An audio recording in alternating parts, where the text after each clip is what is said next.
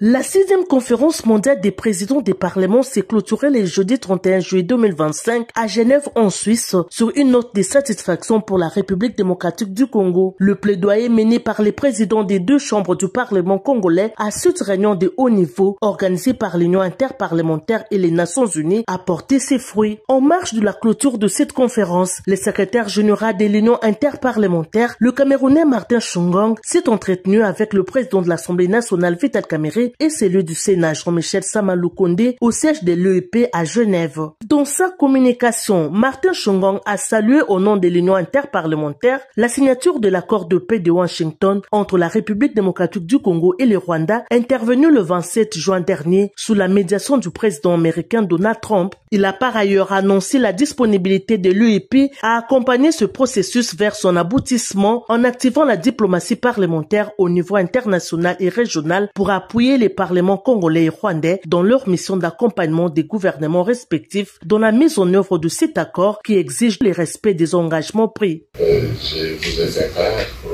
du mandat que le comité exécutif de l'Union interparlementaire m'a confié pour envisager avec les deux parlements congolais d'une part et rwandais d'autre part, voir ce que nous pouvons faire pour vous accompagner dans le règlement de la crise qui existe entre vos deux pays, parce que c'est tout à fait, nous sommes tout à fait lucides pour reconnaître qu'il y a effectivement conflit entre le Rwanda et la RDC. Et nous avons eu à saluer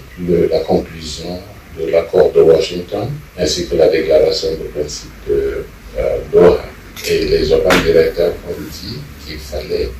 effectivement voir dans quelle mesure l'Union interparlementaire, l'organisation fêtière des parlements, peut accompagner les autorités législatives des deux institutions dans la démarche qui est la leur, tout en sachant que nous ne pouvons pas prôner la compétition des rivalités entre le Parlement et l'exécutif. Hier, dans ma déclaration, j'ai dit que la conclusion des accords revient au gouvernement. Si on a créé un mécanisme pour aborder la question de la Russie et l'Ukraine, si on a mis en place un mécanisme permanent pour suivre l'évolution de la situation à Chypre, si on a mis en place un mécanisme permanent pour suivre le dossier Moyen-Orient, le conflit entre la Palestine et l'Israël.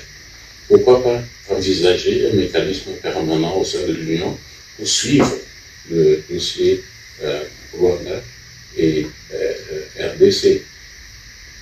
puisque vous le dites que ce conflit date d'il y a longtemps. Martin Shungong a renchéri en appelant les deux présidents des chambres du Parlement congolais à mettre en place, au sein de leurs institutions respectives, un mécanisme de vulgarisation de cet accord auprès de la population et de la classe politique congolaise afin d'en assurer l'appropriation par l'ensemble des citoyens. À ce sujet, l'Union interparlementaire s'est dite prête à financer cette démarche comme elle l'a fait dans certains pays qui, grâce à la diplomatie et au dialogue, se sont engagés à mettre fin au conflit pour faire place à la paix. Martin Shungong a également annoncé que l'UEP entend se joindre à la démarche déjà amorcée par l'Assemblée parlementaire de la francophonie afin de conjuguer leurs efforts pour la réussite de ce processus. Le soutien apporté par l'Union interparlementaire au processus de paix en cours en République démocratique du Congo marque l'aboutissement d'un travail acharné mené par le Parlement congolais à travers la diplomatie parlementaire pour inviter la communauté internationale à soutenir l'accord de paix de Washington signé entre la RDC et le Rwanda le 27 juin dernier.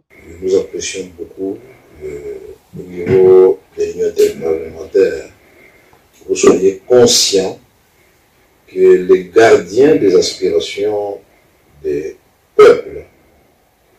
ont un rôle à jouer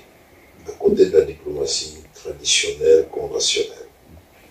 Et nous apprécions aussi le fait que cela soit clair.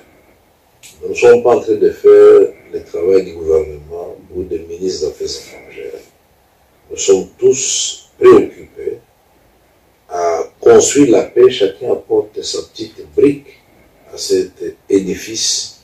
qui sera finalement la maison de tout le monde où nous vivons tous en paix, les Rwandais comme Congolais. Cette conférence, considérée comme le forum parlementaire de plus haut niveau au monde, a rassemblé des centaines de participants dont 102 présidents de parlement, dont 4